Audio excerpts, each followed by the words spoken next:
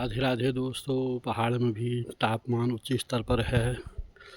एक तरफ गर्मी हो रही है, दूसरी तरफ पहाड़ के सुंदर जंगल धधक रहे हैं।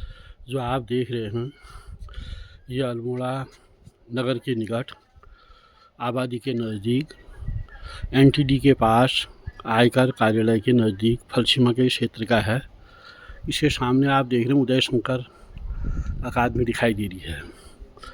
आबादी से घिरा हुआ क्षेत्र और बहुत देर से इस जंगल में आग लगी है।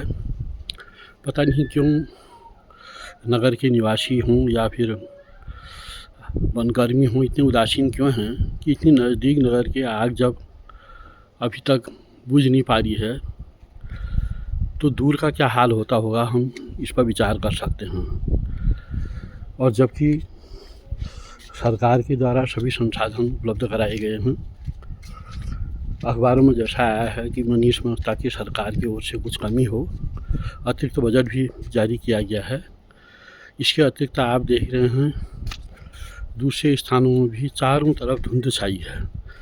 इसका तात्पर्य यह है कि उन जगहों में भी चाहे लोग घास के लिए लगा रहे हों आग या किसी और कारण से लग रही हो, उन स्थानों में भी इन सुंदर पहाड़ों का यह एक प्रकार का कलंक है कि ऐसी आग लगी है। जब आप विचार कर सकते हैं मित्रों, अल्मोड़ा के सामने एकदम निकट उस स्थान में इतनी देर से इतनी भयंकर आग लगी है और अभी तक किसी प्रकार की कोई प्रतिक्रिया या उसको बुझाने की व्यवस्था देखने में नहीं आ रही है।